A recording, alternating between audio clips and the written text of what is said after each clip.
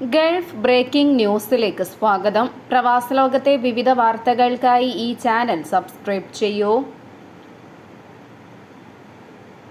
Saudi അറേബ്യയിലെ ഹോട്ടലുകളിൽ July ആദ്യത്തോടെ ഭക്ഷണത്തിലെ ചേരുവകൾ, കഫീൻ, കലോറി എന്നിവ വിശദീകരിക്കുന്ന ബോർഡുകൾ സ്ഥാപിക്കുന്നത് നിർബന്ധമാണെന്ന് Saudi food and drug authority അറിയിച്ചു. ഉപഭോക്താക്കൾക്ക് അവർ കഴിക്കുന്ന ഭക്ഷണം സംബന്ധിച്ച് കൂടുതൽ കൃത്യമായ വിവരങ്ങൾ ലഭ്യമാക്കണം. ഉയർന്ന അളവിൽ ഉപ്പ് അടങ്ങിയ ഭക്ഷണങ്ങളുടെ സമീപം അക്കാര്യം പ്രത്യേകം രേഖപ്പെടുത്തണം. പാനീയങ്ങളിലെ കഫീന്റെ അളവ് എത്രയാണ്, ഭക്ഷണം കഴിക്കുന്നതിലൂടെ ലഭിക്കുന്ന കലോറി, എരിച്ചു കളയാൻ എത്ര സമയം എടുക്കും തുടങ്ങിയ വിവരങ്ങൾ മെനുവിൽ കൃത്യമായി രേഖപ്പെടുത്തിയിരിക്കണം.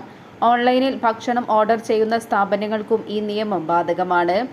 ഭക്ഷണശാല ഉടമകൾക്കും ഉപഭോക്താക്കൾക്കും സൗദി ഫുഡ് ആൻഡ് ഡ്രഗ് അതോറിറ്റിയുടെ വെബ്സൈറ്റിലെ ഓൺലൈൻ കഫീൻ കാൽക്കുലേറ്റർ ഉപയോഗിക്കാവുന്നതാണെന്നും അതോറിറ്റി വ്യക്തമാക്കി. ഹിജ്റ പുതുവർഷത്തോടനുബന്ധിച്ച് ഒമാനിൽ ജൂൺ 29 പൊതു അവധി പ്രഖ്യാപിച്ചു. പൊതു സ്വകാര്യ മേഖലയിലുള്ളവർക്കെല്ലാം അവധി ബാധകമായിരിക്കും. വാരാന്ത്യ ദിവസങ്ങൾ ഉൾപ്പെടെ തുടർച്ചയായി 3 ദിവസം അവധി ലഭിക്കും. അതേസമയം അവധി പ്രഖ്യാപിച്ചിട്ടുണ്ടെങ്കിലും ആവശ്യമെങ്കിൽ ജോലികൾ ആ ദിവസം തുടരാമെന്ന് തൊഴിൽ മന്ത്രാലയം പുറപ്പെടുവിച്ച പ്രസ്താവനയിൽ അറിയിച്ചതായി ഒമാൻ ന്യൂസ് ഏജൻസി റിപ്പോർട്ട് ചെയ്തു. എന്നാൽ ഒമാന്റെ തൊഴിൽ നിയമങ്ങൾ പ്രകാരമുള്ള ഉചിതമായ വേതന ആനുകൂല്യങ്ങൾ തൊഴിലാളികൾക്ക് തൊഴിലുടമകൾ നൽകേണ്ടിവരും. ഹിജ്റ വർഷാരത്തോടനുബന്ധിച്ച് ജൂൺ 27 കുവൈറ്റും UAEയും പൊതു അവധി പ്രഖ്യാപിച്ചിരുന്നു. രാജ്യത്തെ എല്ലാ സർക്കാർ സ്ഥാപനങ്ങൾക്കുമാണ് കുവൈറ്റ് അവധി പ്രഖ്യാപിച്ചത്. സ്വകാര്യ മേഖലയിൽ ശമ്പളത്തോടു കൂടിയ അവധിയാണ് UAE സർക്കാർ അനുവദിച്ചത്. ഖരീഫ് സീസണിനോടനുബന്ധിച്ച് സൗദിയിൽ നിന്നും നേരിട്ടുള്ള ആദ്യ വിമാനം സലാലയിലെത്തി. നിരവധി വിനോദസഞ്ചാരികളുമായി സൗദി എയർലൈനാണ് സലാല വിമാനത്താവളത്തിൽ ലാൻഡ് ചെയ്തത്. യാത്രക്കാർക്ക് അധികൃതർ ഊഷ്മള വരവേൽപ്പും നൽകി. ഒമാനിലെ സൗദി അറേബ്യയുടെ ambassador Ibrahim bin Sayed bin Bishan, Salalah airport executive vice president engineer Zakariya bin Yaqoob al Harasi തുടങ്ങിയവർ പങ്കെടുത്തിരുന്നു. ഖരീഫ് സീസണിൽ സലാലയിലേക്ക് 12 അന്താരാഷ്ട്ര വിമാന കമ്പനികൾ പ്രത്യേക സർവീസ് നടത്തുമെന്ന് engineer Zakariya bin Yaqoob al Harasi പറഞ്ഞു. ഒക്ടോബർ അവസാനം വരെ സർവീസുകൾ തുടരും. ഖരീഫ് സീസൺ ആരംഭിക്കുന്നതോടെ ഗൾഫ് കോർപ്പറേഷൻ കൗൺസിൽ രാജ്യങ്ങളിൽ നിന്നുള്ള മറ്റ് നിരവധി വിമാന കമ്പനികളുടെ സർവീസുകൾ ആരംഭിക്കുന്നുണ്ട്.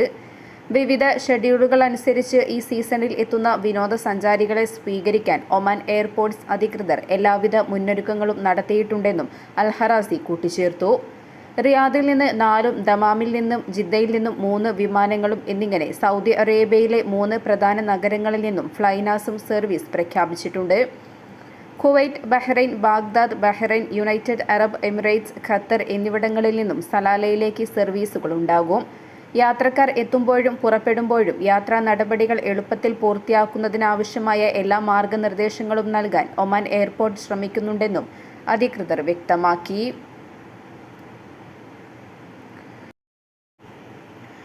ഒമാനിൽ ചൂട് കൂടുന്ന സാഹചര്യത്തിൽ പുറത്ത് ജോലിയിലേർപ്പെട്ടിരിക്കുന്ന തൊഴിലാളികളെ സംരക്ഷിക്കുന്നതിന് അവശ്യ സുരക്ഷാ നടപടികൾ സ്വീകരിക്കണമെന്ന് ആരോഗ്യ മന്ത്രാലയം തൊഴിലുടമകളോട് ആവശ്യപ്പെട്ടു. ചൂട് തടയുന്നതിനുള്ള പൊതുവായ ശുപാർശകൾ ആരോഗ്യ മന്ത്രാലയം പുറപ്പെടുവിച്ചു. തൊഴിലാളികൾക്ക് ആരോഗ്യ പ്രശ്നങ്ങളില്ലാതെ സുരക്ഷിതമായ വേനൽക്കാലം ഉറപ്പാക്കാൻ ഇത്തരം ശുപാർശകൾ പാലിക്കണമെന്നും മന്ത്രാലയം ആവശ്യപ്പെട്ടു. സ്മാർട്ട് വർക്ക് ഷെഡ്യൂളിംഗ്, അതിരാവിലെയോ ഉച്ചകഴിഞ്ഞോ ആയാസകരമായ ജോലികൾ ഷെഡ്യൂൾ ചെയ്യുക. ഉച്ചയ്ക്ക് 12:30 മുതൽ 3:30 വരെ നിർമ്മാണ സ്ഥലങ്ങളിലോ ഉയർന്ന താപനിലയ്ക്ക് വിധേയമാകുന്ന തുറസായ സ്ഥലങ്ങളിലോ ജോലി ചെയ്യിക്കാതിരിക്കുക. തണലുള്ളതോ എയർ കണ്ടീഷൻ ചെയ്തതോ ആയ സ്ഥലങ്ങളിൽ ഇടയ്ക്കിടെ ഇടവേളകൾ അനുവദിക്കുക. ചൂടുള്ള സാഹചര്യങ്ങളിൽ ജോലി ചെയ്യുമ്പോൾ ഓരോ 45-60 മിനിറ്റിലും ഇടവേള അനുവദിക്കുക. ജലാംശം നൽകുന്ന വസ്തുക്കൾ ലഭ്യമാണെന്ന് ഉറപ്പാക്കുക. ഇൻഡോർ വർക്ക് സ്പേസുകളിൽ എയർ കണ്ടീഷനിംഗ് യൂണിറ്റുകളോ ഫാനുകളോ സ്ഥാപിക്കുക. ഔട്ട്ഡോർ സെറ്റുകളിൽ മേലാപ്പുകളും പോർട്ടബിൾ ഫാനുകളും ഒരുക്കുക. ചൂട് സമ്മർദ്ദ ലക്ഷണങ്ങൾ തിരിച്ചറിയാനും ഉചിതമായി പ്രതികരിക്കാനും തൊഴിലാളികളെ പരിശീലിപ്പിക്കുക. ചൂടിനെക്കുറിച്ച് മനസ്സിലാക്കാനും പ്രതിരോധിക്കാനുമായി പോസ്റ്ററുകൾ, ലഘുലേഖകൾ, ഹ്രസ്വ വീഡിയോകൾ തുടങ്ങിയവ നൽകുക. ജോലിസ്ഥലത്തെ താപനിലയും ഈർപ്പവും ദിവസവും നിരീക്ഷിക്കുക. താപസമ്മർദ്ദ അടിയന്തര പ്രതികരണത്തിനായി അടിയന്തര പദ്ധതി നടപ്പിലാക്കുക തുടങ്ങിയ നിർദ്ദേശങ്ങൾ അധികൃതർ മുന്നോട്ട് വച്ചിട്ടുണ്ട്. പശ്ചിമേഷ്യൻ മേഖലയെ കൂടുതൽ കലുഷിതമാക്കിക്കൊണ്ട് ഇറാൻ-ഇസ്രായേൽ സംഘർഷം ഒരാഴ്ച പിന്നിടുമ്പോഴും അയവില്ലാതെ തുടരുന്നു. ഇസ്രായേൽ നടത്തുന്ന ആക്രമണത്തിൽ യുഎസ് പങ്കാളിയാകുമെന്ന സൂചനയ്ക്കിടെ പ്രത്യാക്രമണം ഇറാൻ ശക്തമാക്കി. മിസൈൽ ആക്രമണത്തിൽ ഇസ്രായേലിലെ ബീർഷെവയിലെ സൊറോക്ക ആശുപത്രി തകർന്നു. ഇന്നലെ രാവിലെയുണ്ടായ ആക്രമണത്തിൽ 71 പേർക്കാണ് പരിക്കേറ്റത്. ദക്ഷിണ ഇസ്രായേലിലെ ഏറ്റവും വലിയ ആശുപത്രിയാണിത്. തകർന്ന ആശുപത്രിയുടെ ചിത്രങ്ങളും വീഡിയോകളും സാമൂഹിക മാധ്യമങ്ങളിൽ പ്രചരിക്കുന്നുണ്ട്. ഗാസയിലെ ഓപ്പറേഷനിടെ പരിക്കേറ്റ സൈനികരെ ഇവിടെ പ്രവേശിപ്പിച്ചിരുന്നു. എന്നാൽ ആശുപത്രിക്ക് നേരെ മിസൈൽ ആക്രമണം നടത്തിയെന്നത് ഇറാൻ നിഷേധിച്ചു. ആശുപത്രിക്ക് സമീപമുള്ള സൈനിക കേന്ദ്രങ്ങൾ ലക്ഷ്യമിട്ടാണ് ആക്രമണം നടത്തിയതെന്ന് ഇറാൻ ഔദ്യോഗിക വാർത്താ ഏജൻസി റിപ്പോർട്ട് ചെയ്തു. ഇസ്രായേൽ സൈന്യത്തിന്റെ കമാൻഡ് ആൻഡ് ഇന്റലിജൻസ് ആസ്ഥാനവും സൈനിക ഇന്റലിജൻസ് ക്യാമ്പും ആശുപത്രിക്ക് സമീപമാണ് സ്ഥിതി ചെയ്യുന്നത്. മധ്യ തെക്കൻ ഇസ്രായേലിലെ 4 സ്ഥലങ്ങളിൽ ഇറാനിയൻ മിസൈലുകൾ ഗുരുതര നാശനഷ്ടങ്ങൾ വരുത്തിയതായാണ് വിവരം. ടെൽ അവീവ് ഉൾപ്പെടെയുള്ള നഗരങ്ങളിലും കനത്ത നാശനഷ്ടമുണ്ടായി. തുറമുഖ നഗരമായ ഹൈഫയിൽ ഉൾപ്പെടെ മിസൈൽ ആക്രമണത്തെ തുടർന്ന് സൈറൺ മുഴങ്ങി. 30 ബാലിസ്റ്റിക് മിസൈൽ ആക്രമണമാണ് ഇസ്രായേലിലെ പ്രധാന നഗരങ്ങൾ ലക്ഷ്യമിട്ട് ഇറാൻ ഇന്നലെ നടത്തിയതെന്ന് ഇസ്രായേൽ ഡിഫൻസ് ഫോഴ്സ് അറിയിച്ചു. ആക്രമണങ്ങളിൽ 240 പേർക്ക് പരിക്കേറ്റതായാണ് വിവരം. ഇവരിൽ 4 പേരുടെ നില ഗുരുതരമാണ്. ആശുപത്രി ആക്രമണത്തിനു പിന്നാലെ ഇറാൻ പരമോന്നത നേതാവ് ആയത്തുള്ള അലി ഖാനയെ വധിക്കുമെന്ന ഭീഷണിയുമായി ഇസ്രായേൽ പ്രതിരോധ മന്ത്രി കാറ്റ്സ് രംഗത്തെത്തി. ഖാനോയി ആധുനിക ഹിറ്റ്ലറാണെന്നും ജീവിച്ചിരിക്കാൻ അനുവദിക്കില്ലെന്നും കാറ്റ്സ് പറഞ്ഞു. ഇറാനിലെ പ്രധാന ആണവ നിലയമായ അരാക്ക് ലക്ഷ്യമിട്ട് ഇസ്രായേൽ ആക്രമണം നടത്തി. ടെഹ്റാനിൽ നിന്നും 250 കിലോമീറ്റർ തെക്ക് പടിഞ്ഞാറായാണ് അരാക്ക് ആണവ നിലയം സ്ഥിതി ചെയ്യുന്നത്.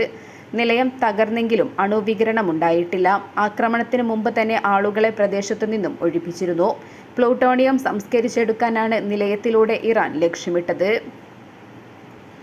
ഇസ്രായേൽ-ഇറാൻ സംഘർഷത്തിൽ യുഎസ് പ്രസിഡന്റ് ഡൊണാൾഡ് ട്രംപിന്റെ നിലപാടിനോട് അദ്ദേഹത്തെ പ്രസിഡന്റ് തെരഞ്ഞെടുപ്പിൽ പിന്തുണച്ച ഭൂരിഭാഗം പേർക്കും വിയോജിപ്പാണ്.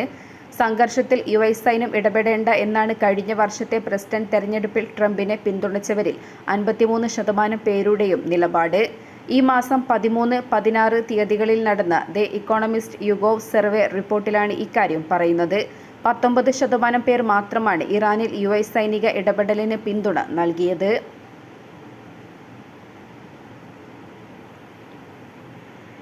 ക്യുഎസ് വേൾഡ് യൂണിവേഴ്സിറ്റി റാങ്കിങ്ങിൽ മുന്നേറിക്കൊണ്ട് സുൽത്താൻ ഖാബൂസ് യൂണിവേഴ്സിറ്റി 2026 പട്ടികയിലാണ് 28 സ്ഥാനങ്ങൾ മുന്നേറ്റം നടത്തിയത്. ആഗോളതലത്തിൽ 334 സ്ഥാനത്താണ് SQU. തുടർച്ചയായ 2ാം വർഷവും മുന്നേറ്റം തുടരുകയാണ്. ലോകമെമ്പാടുമുള്ള മൊത്തം 8467 സർവകലാശാലകളിൽ നിന്നും 1503 സ്ഥാപനങ്ങളെയാണ് റാങ്കിങ്ങിനായി വിലയിരുത്തിയത്.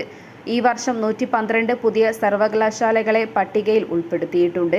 അക്കാദമിക് നിലവാരം, ഗവേഷണ പ്രകടനം, ആഗോള ഇടപെടൽ എന്നിവ മെച്ചപ്പെടുത്തുന്നതിനുള്ള സുസ്ഥിരമായ ശ്രമങ്ങളെയാണ് SQUവിൻ്റെ പുരോഗതി എടുത്തു കാണിക്കുന്നത്.